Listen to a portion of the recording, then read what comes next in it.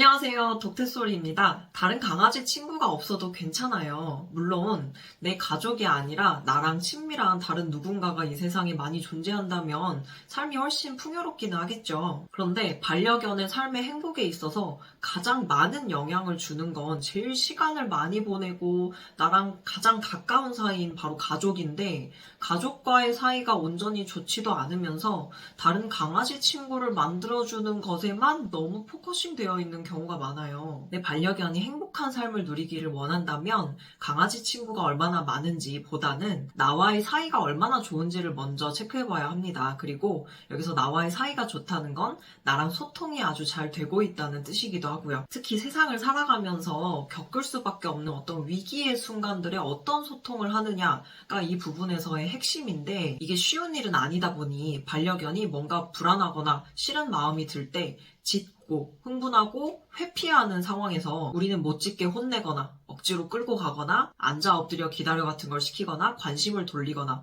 이런 것들밖에는 할 수 있는 게 없습니다. 이런 위기의 순간들이 반려견이 나이가 들어감에 따라서 점점 더 많이 다가올 수밖에 없는데, 그럴 때마다 이렇게 보호자를 통해서 불안함과 두려움이 계속 누적되어 간다면 과연 이 반려견의 삶이 강아지 친구가 있다고 한들 얼마나 행복하겠냐는 거죠. 그나마 다른 반려견과 이렇게 인사를 시키는 게 지속적으로 나이가 들어도 가능하다라고 하면 다행이에요. 그래도 마이너스는 아니라는 거니까요. 그런데 오히려 인사를 시킨 것 때문에 강아지가 나이를 1살, 2살 먹어갈수록 문제가 서서히 생기다가 어느 순간 걷잡을 수 없이 커져버리는 경우가 참 많은데요. 처음에는 분명히 괜찮았지만 불특정 다수의 반려견들을 만나다 보니 의도치 않게 안 좋은 상황들이 자꾸 생기기 때문입니다. 잘 맞지 않는 상대를 만나서 불쾌한 경험을 하거나 싸우게 되기도 하고요. 꼭 그런 게 아니라고 하더라도 다양한 상황 속에서 내 반려견을 제지해야 하는 상황들에 마주치곤 하는데, 그럴 때마다 줄을 당기거나 안아 올리거나 못하게 혼내거나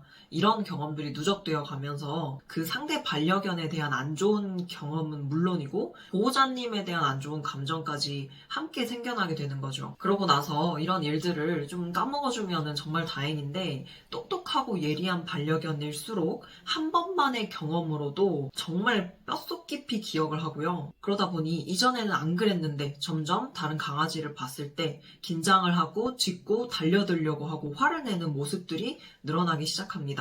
그럴수록 보호자님은 더 강하고 더 열심히 말리려고 할 거고요. 그러다 보면 나와의 사이는 안 좋아질 수밖에 없습니다. 차라리 강아지 친구랑 인사를 시키지 않는 게 나았을 뻔한 거예요. 내 반려견이 정말 행복하기를 바란다면요, 좋아하는 무언가를 해주는 것보다 안 좋아하는 무언가를 중단하는 것에 더 집중해 보세요. 오히려 안 좋은 걸 중단했을 때 관계가 더 좋아지는 경우가 정말 많습니다.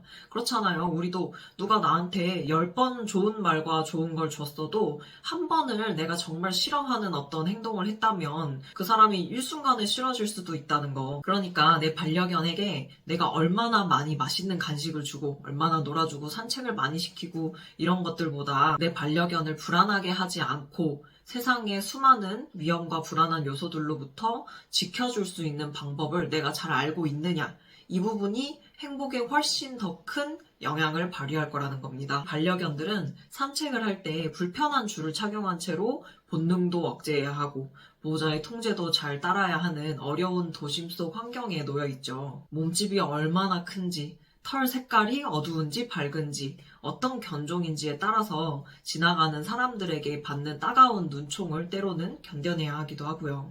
그렇다 보니 안 좋은 경험이 생길 수밖에 없는 환경 속에서 스트레스 없이 산책을 즐길 수 있게 해준다는 건 참 어려운 일이기도 합니다. 때문에 행동을 억누르는 그런 훈련법들이 아니라 정말 반려견의 마음을 이해하고 그들의 눈으로 세상을 바라보고, 저 대상은 너가 그렇게 불안해할 필요가 없는 대상이야 라고 우리가 설명을 해줄 수 있는, 소통을 할 수 있는 교육적인 방법을 배우시는 게 정말 필요한 덕목이라고 생각을 합니다. 그러려면 제 유튜브를 열심히 봐주셔야겠죠. 그럼 오늘보다 내일 더 행복한 반려생활 되시기를 바라면서 다음 영상에서 또 만나요. 안녕!